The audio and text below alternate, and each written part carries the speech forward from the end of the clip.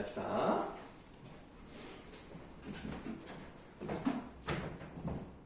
자, 그럼 이제 주대리가 자신의 권총을 이제 꺼내기 직전이야. 좀 있으면 죽을 수도 있어, 이제. 그때. 자, 그때에 꼭 생각해. 참 글을 잘 썼다니까. 그때. 바로 그때. 주대인의 귀에 은은한 콧소리 사이로 또 하나의 소리가 들려오는 것이었다. 만나보자. 여기서 이제 바뀝니다. 사건의 극적 전환. 지금까지는 이제 죽을 생각이었는데 어떤 소리가 딱 들리는 거야. 처음에는 그도 의심스러운 듯이 귀를 기울이고 있다가 저 소리가 무슨 소리지? 김일등병이 고개만을 들고 잠시 귀를 기울이듯하더니 무슨 소리 말입니까? 지금은 안 들리는군. 거기에 그쳤던 소리가 바람을 탄 듯이 다시 들려왔다. 저 소리 말이야.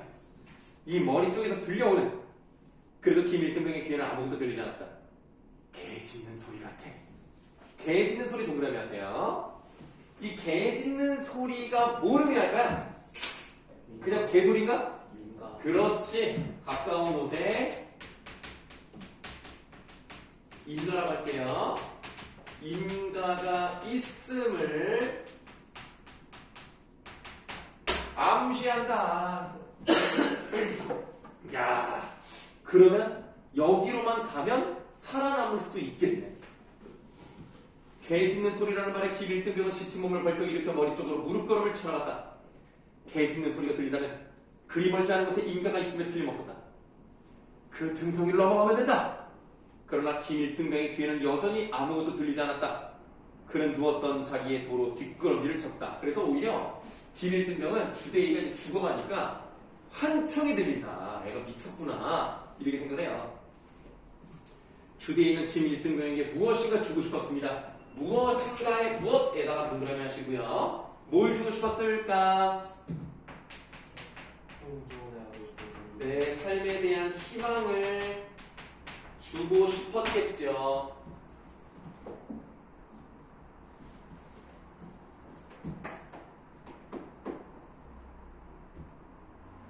그리고 그것을 자기 자신도 받고 싶었다.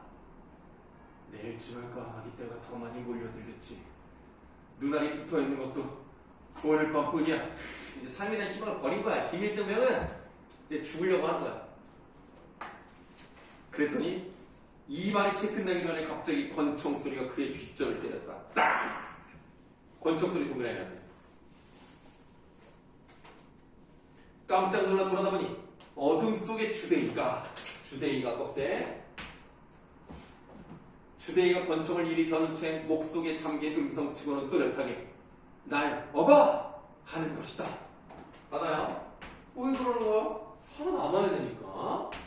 첫 번째는 자신이 살고자 하는 의지의 표현이고요. 두 번째는 자기뿐 아니라 김일병을 살리고자 하는 의지가 담겨있는 거예요. 자기를 억울하다. 그러니까 권총으로 위협을 하는 거지. 죽기 싫으면 나를 억울하다. 김일등병은 무슨 영문인지 몰라 하면서 하루난 대로 일어나 등을 돌려대는 수밖에 없었다. 자, 걸어라! 김일등병은 자기 오른쪽 귀 뒤에 권총 끝이 와 닿음을 느꼈다. 등성이를 넘어 컴컴한 나무 숲으로 들어섰다. 좀 서! 엎인 주대희가 잠시 귀를 기울이고 나서 왼쪽으로 가! 좀 후에 그는 다시 잠깐만! 그러고는 앞으로! 이렇게 왼쪽으로 오른쪽으로 앞으로 하는 주대희의 말대로 죽을 힘을 다해 걸음을 옮겨오는 동안에도 김일등병의 귀에는 아무것도 들리지 않았다. 혹시 주대희가 죽음을 앞두고 헛개비 소리를 듣고 그러는 게 아닐까? 그렇다면 하필 자기네 두 사람만 마지막에 이러다가 죽을 필요는 뭔가?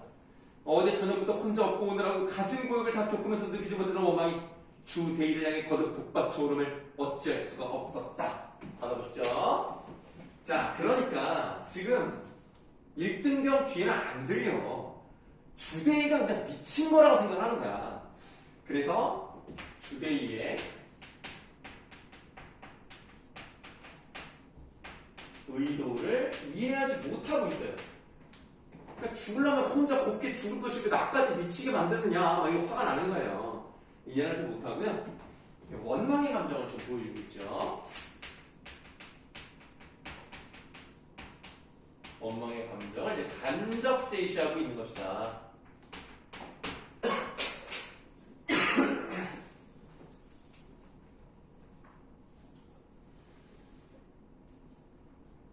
하지만 걷지 않을 수 없었다.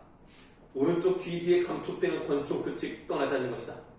그것은 마치 권총이 비틀거리는 걸음에나마 옮겨놓게 하는 거나 다름없었다. 산 밑에 일어났다. 오른쪽으로. 그대로 똑바로. 그제서야 기밀등명의 귀에도 무슨 소리가 들렸다. 그것이 점점 개 짖는 소리로 확실해졌다. 그러나 그것이 얼마만한 거리에서인지는 짐작이 안 되었다. 목에서는 단내가 나고 간신히 옮겨놓는 걸음은 한층 깊은 데로 무한정 빠져 들어가는 것만 같았다. 그저 그 자리에 주저앉고 싶은 생각뿐이었다. 그렇건만 쉬어갈 수도 없는 노릇이었다. 귀 뒤에 화다한 권총 끝이 더 세게 밀고 있는 것이었다. 아무것도 보이는 게 없었다. 어떻게 걸음을 떼어놓고 있는지조차 깨닫지 못하고 있었다. 그러는데 저쪽 어둠 속에 자리 잡은 초가집 같은 검은 그림자와 그 앞에 서 있는 사람의 그림자, 그리고 거기서 짖고 있는 개의 모양이 몽롱해진 눈에 어렴풋이 들어왔다고 느낀 순간과 동시에 귀 뒤에와 밀고 있던 권총 끝이 불안하면서 엎인 today 몸뚱이가 무겁게 탁 내려앉음을 느꼈다. 이렇게 끝나요, 소설이. 그러니까 뒤에 어떻게 되는지 모릅니다. 이 인간의 주인이 북한 사람 알고 보니 인민군? 네. 그럼 모르겠고 어쨌든 이렇게 힘이 풀리면서 끝나는데 이 마지막 장면을 이제 뭐라고 볼 수가 있느냐. 이 주제가 어떻게 된 거야 지금? 죽었어? 아 당연히 열린 결말이죠. 그 죽었다고 본다면 근데 앞에 자기도 생명이 지금 갖고 싶었으니까 힘들어서 쓰러진 거 아닐까? 아니 희망은 가졌지만 출혈이 심해서 죽었을 수도 있잖아. 죽었다고 보느냐 살았다고 보느냐 이거는 정답은 없습니다. 다만 죽었다고 본다면 자기의 끝까지, 그러니까 자기가 죽기 직전까지 어쨌든 그 일병을 살리려고 했던 거 아니냐. 그렇게 본다면 희생정신과 이타심이 잘 드러나는 결말이고요. 만약에 죽지 않았다 그러면 살고자 하는 의지가 결국 이 둘을 다 살리게 되었다. 이런 쪽으로 가는 거죠.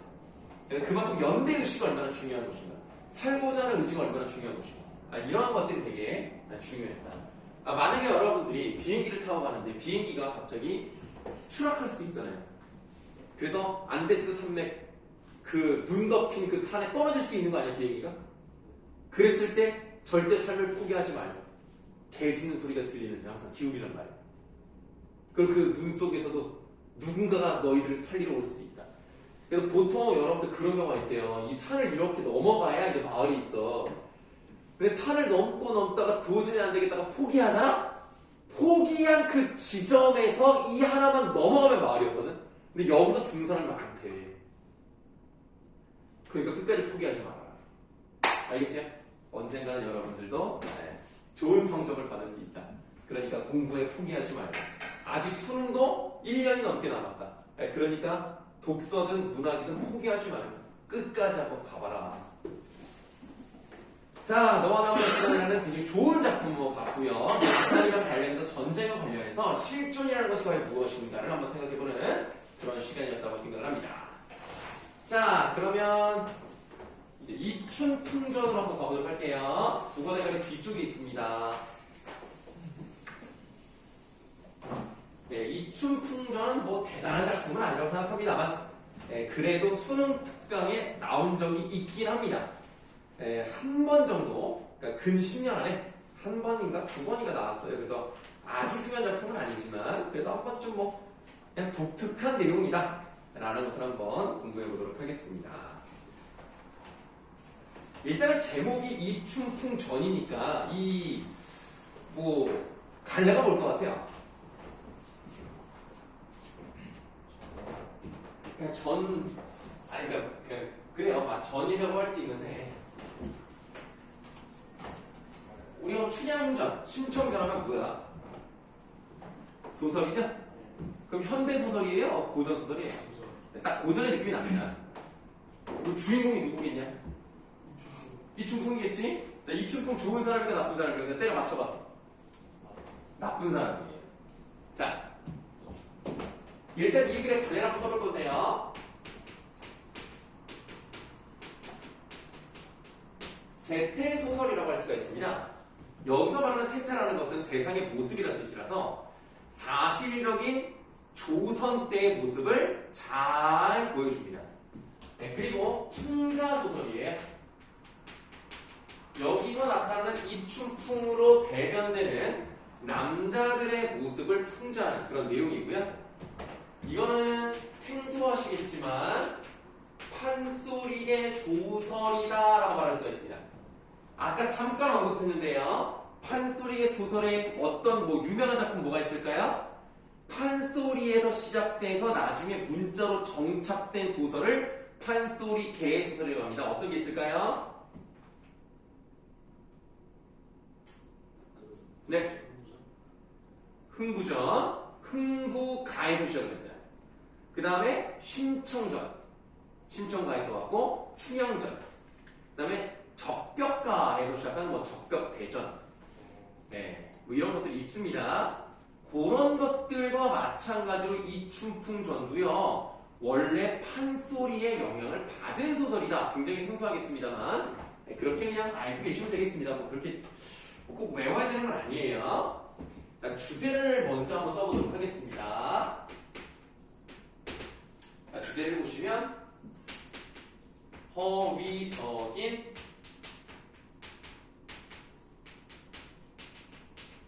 남성 중심 사회에 대한 비판. 그리고 반대로 뭐가 나오고 있어요? 진취적인 여성상이 나온다는 거죠.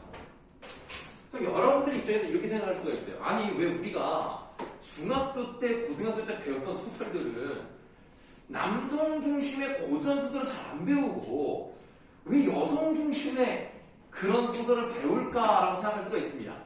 그게 여러분들 교육과정이라는 게 전체적으로 보시면은 이 국어나 문학이나 이런 교과서에도 보시면 예를 들면 통일교육, 그 다음에 남녀평등 이런 것들이 다 녹아 들어가 있는 거예요. 그래서 우리가 고전소설의 많은 부분이 남성 중심이기 때문에 우리가 교과서에서 배우는 거는 이제 여성 중심의 소설이 나오는 경우가 더 많습니다. 예를 들면 홍경월전이라고 들어봤나 모르겠네. 네, 여성 영웅 소설입니다. 홍경월이라는 여자애가요 남자가 돼가지고 결국 되게 높은 가지까지 가서 나라를 위에서 구하고 높은 자리에 오르고 결혼 잘해서 잘 사는 이런 내용이에요. 박시전도 그러죠. 박시전도. 그러니까 그런 것들을 이제 보시면은 여성 영웅 소설 같은 거를 우리가 많이 배우게 됩니다. 물론 순호특강원에서는 그런 게 많이 나오지 못하는 게 실제로 남성이 주인공인 소설이 더 많거든요. 그러니까 순호특강은 이제 그렇게 여성 소설이 많이 나오지 못합니다. 근데 교과서에서는 좀 그거를 약간 의도적으로 이제 여성 영웅 소설을 좀 많이 넣어요. 자, 그럼 이제 앞부분의 줄거리부터 한번 보도록 할게요. 숙종 시절입니다. 서울에 살던 이춘풍은 부모에게 물려받은 많은 재산을 방탕한 생활에 탕진을 합니다. 여자 만나고 술 마시고 돈을 다 써버린단 말이야. 이후 춘풍은 아내 김씨에게 모든 살림살이를 맡기고 굉장히 무능한 남자죠. 다시는 허튼 짓을 하지 않겠다는 각서를 씁니다. 하지만 괄호하세요. 아내가 갖은 고생 끝에 재산을 다시 모으자 하고 이제 괄호를 닫으시면 되겠습니다. 그러면 이 남자는 돈 쓰기 바빴고 이 남자가 처음부터 거지는 아니었지만 결국 자기가 거지를 만들어버렸네. 그런데 이 아내가 고생을 해서 다시 옛날에 재산을 다 만들어버렸어. 이런 걸 보면 여성의 경제적인 역할이 확대되었나 보구나 라는 확인을 볼 수 있는 거죠.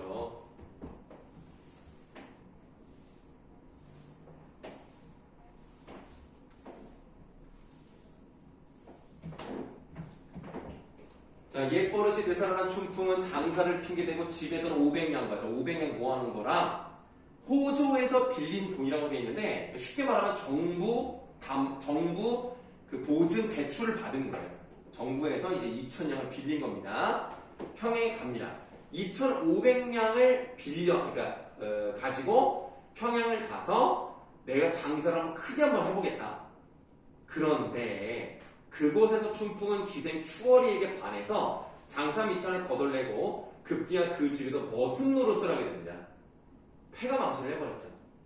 이 소식을 들은 춘풍의 아내는 평양 감사에, 그러니까 평양 지역을 다스리는 사람이 있을 거 아닙니까? 그 사람의 회계 비장을 자처하여 라고 되어 있고요.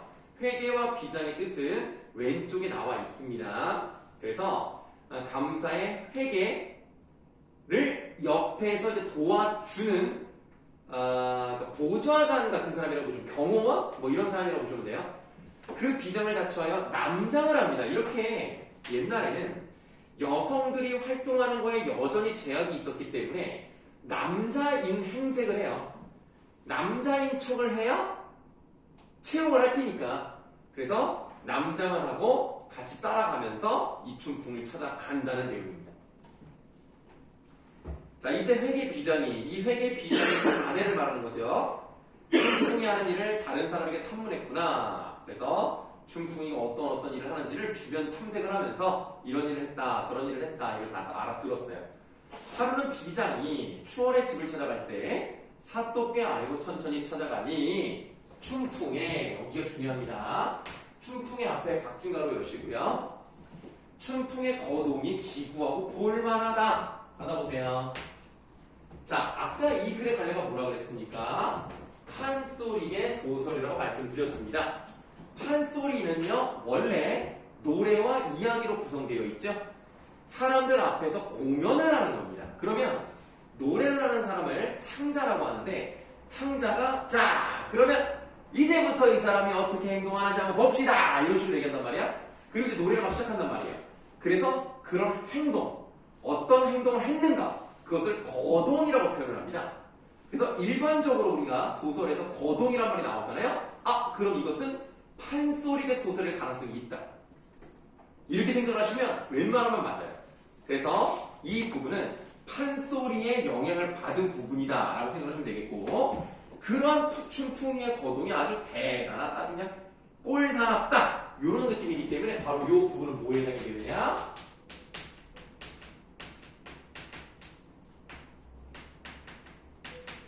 편집자는 논편이라고 보시면 되겠죠. 이 춘풍이의 행색이 얼마나 초라한지를 비꼬는 겁니다.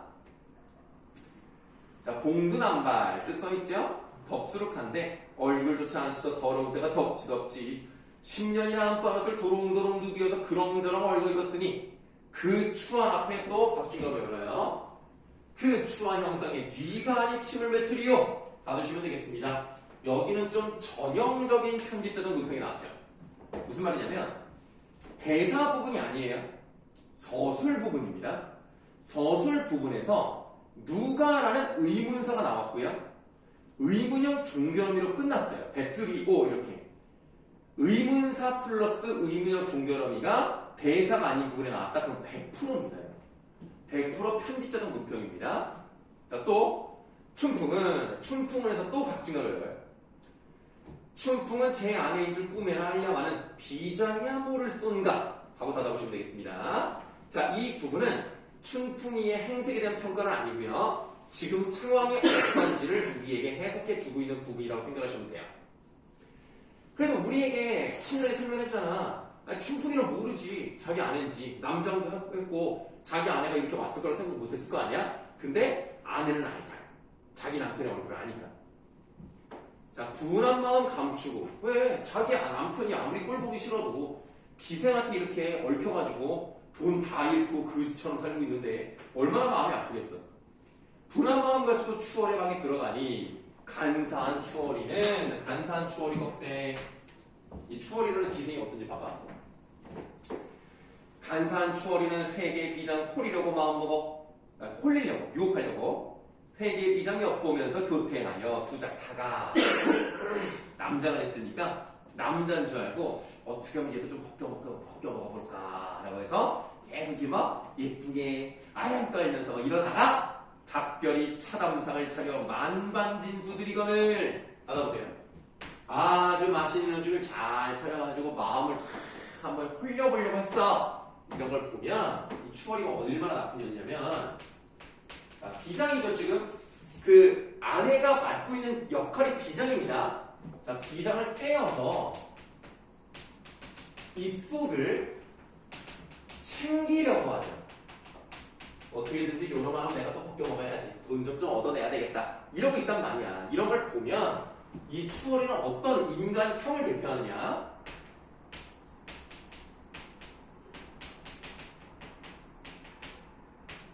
물질적 가치관을 추구하는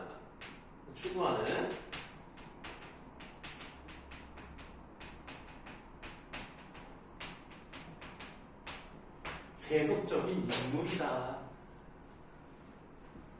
그래서 물론 지금도 이런 사람들이 많죠. 네, 많지만 이때도 그랬다. 비장이 약간 좀 먹고 사완하는 거린 놈에게, 사완은 뜻이 나와 있습니다. 쉽게 말하면 심부름꾼입니다. 심부름꾼을 하고 있는 그지 같은 놈이 여기서 누구예요? 춘풍이에게 상째로 줘버려. 아유 불쌍하다 저 그지 같은 놈. 네가 원래 거지냐? 어이 그렇게 꼴사납게 생겼냐? 라고 알면서 약간 비꼬는 듯이 얘기를 합니다.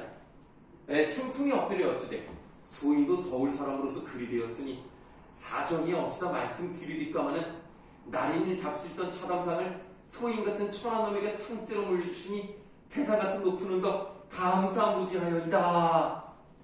비장이 미소하고 처소로 돌아와서 수의로에 분부하여 춘풍이를 잡아들여 형틀 위에 올려매고, 이놈 너 들어라. 네가 춘풍이냐? 너는 맨 너머로 막중한 나랏돈 호조들을 빌려 쓰고 평양에서 내려와서 4, 5년 지나가되 일푼상납 아니하기로. 정부에서 대출을 받았으면 이자며 원금료를 갚아야 되잖아. 안 갚아. 4, 5년 지났는데. 그래서 호조에서 공문을 내려 너를 잡아 죽이라 하였으니 너는 죽기를 사양치 말라 하고 사령에게 호령하여 각별히 배우쳐라 하니, 사령이 매를 들고 10여 대를 중장하니, 뭐 그림이 나옵니다. 여러분들 곤장이요 정말 아파요. 맞아본 적 없겠지만 이게 엉덩이를 때렸을 때 그게 따끔한 게 아니라 그냥 엉덩이가 없어져 그냥. 그래서 곤장을 10대 맞으면 그냥 엉덩이가 그냥 다 뭐라 그럴까, 다 열려있다고 해야 되나? 좀 많이 이상한데 그냥 엉덩이가 없어지. 그러니까 피부가 떨어져 나가고 막 살점이 없어져. 그래서 여러분들 지금도 이렇게 엉덩이를 때리는 그런 벌을 주는 나라가 어딘지 알아요? 되게 가까워요. 태영 가까운 나라 어디에 있어요? 프랑스가 우리랑 프랑스에 아직도 태영이 있다는 건 이상하지 않아요? 중국은 아마 없을 거예요. 영미권 말고 이 동양에 있습니다. 되게 잘 살고요.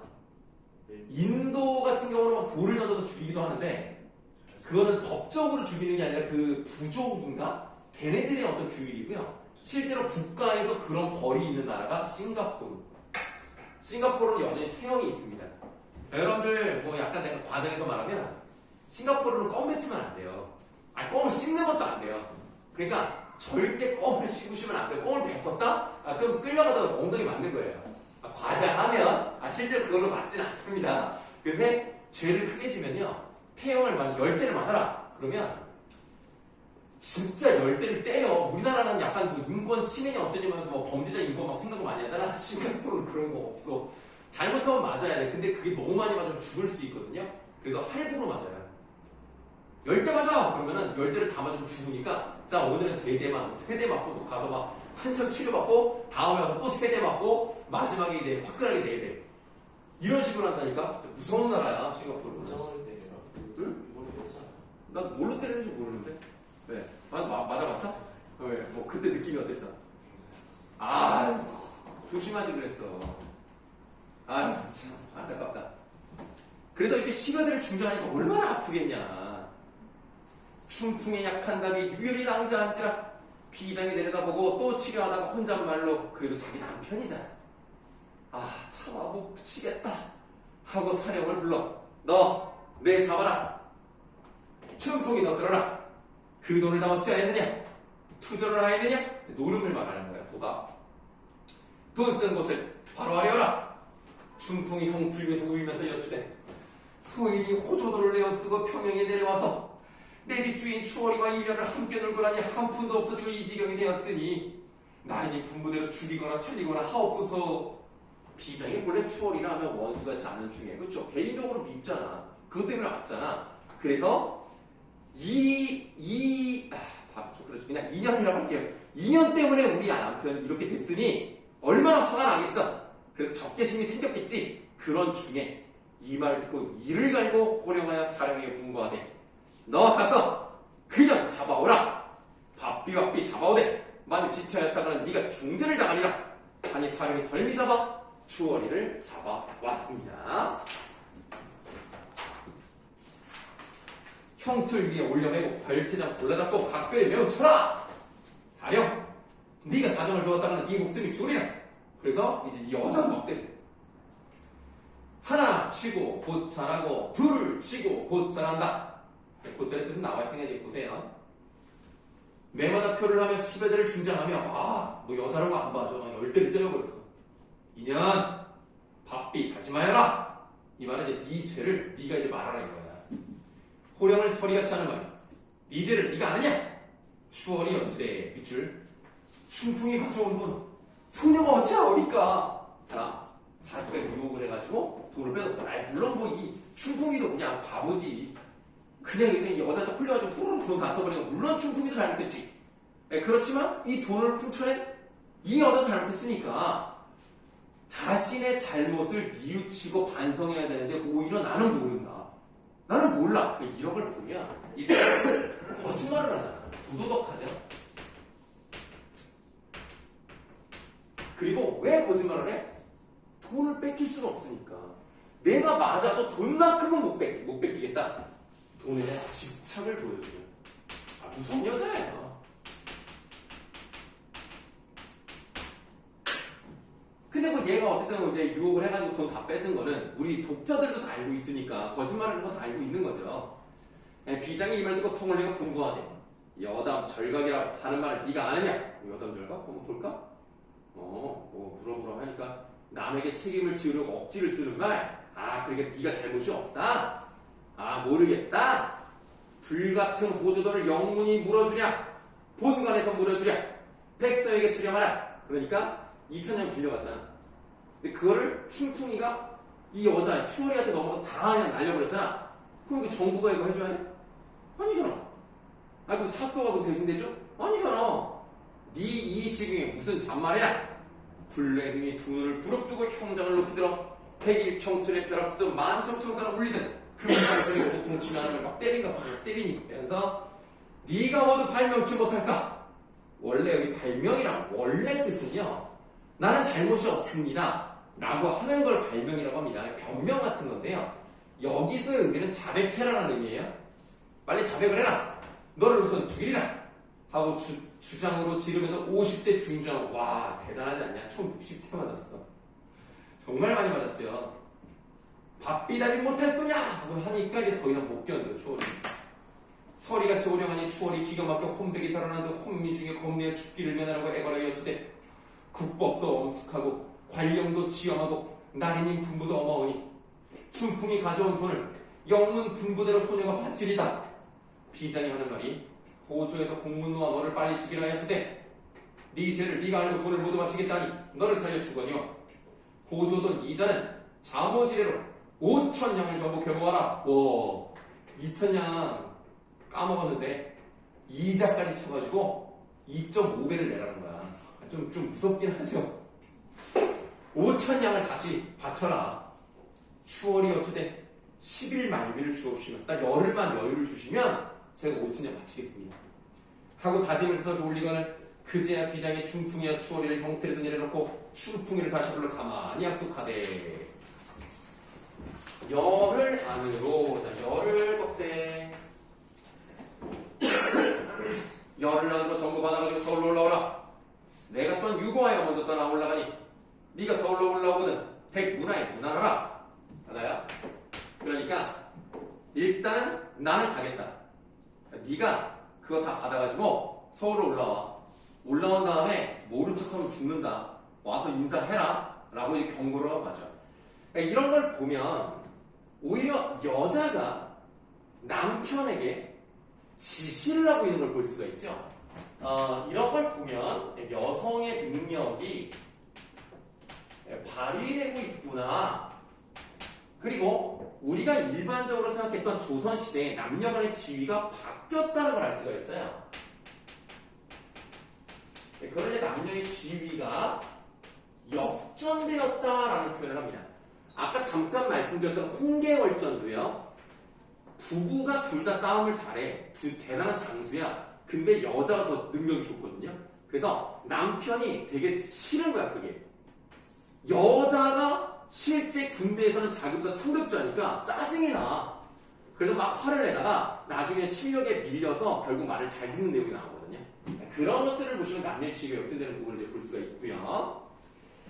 그런 거를 보면 우리가 일반적으로 생각하는 통념상의 남녀 간의 지위가 바뀌었기 때문에 괄호하고 하나만 더 쓰겠습니다. 여성에 대한 관점이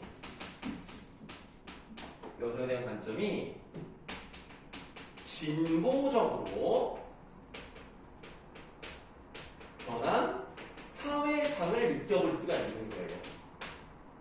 사회적 분위기가 조금씩 바뀌고 있었기 때문에 이러한 소설도 나오게 됐구나. 여성도 뭔가를 잘할 수 있고 남성보다 여성이 더 뛰어난 경우도 분명히 있었겠구나 라는 것을 보여주는 부분입니다. 자, 춘풍이 감사하여 내려서서 여쭈되 나리님 덕택으로 호조돈을 수세하옵니다. 그러니까 여기서는 이제 원래 내가 다 날려버린 돈을 덕분에 다 가져오게 되었습니다. 이 정도 의미예요. 자, 비장이 사또전에 춘풍과 추월을 처치한 말씀을 낱낱이 구하고 조용히 여쭈되 내일 하식하고 서울로 가려고 하오니 사또님께서는 추월에게 분부하여 자모지례로 5,000냥을 모두 수세하여 춘풍에게 보내주시기를 천만바라나이다. 사또가 허락하자 이튿날 하식하고 상급한 돈 수만냥을 환전으로 붙여놓고 이어서 발행할세. 평양을 하식하고 서울로 올라와서 환전을 되찾고 춘풍이 오기를 기다리더라. 보면은 상급한 돈이라는 말이 나왔잖아요. 일 잘했다고 임금님께 사또가 그 선물이라고 할까요? 좀 이렇게 보상 이런 걸 이제 돈을 많이 준 겁니다. 그래서 그거를 이제 바꾸어서 이제 환전을 잘 해놓고 이제 좀 돈이 많아진 거죠. 춘풍이 오기를 기다리고 있는 그런 모습이 나왔습니다.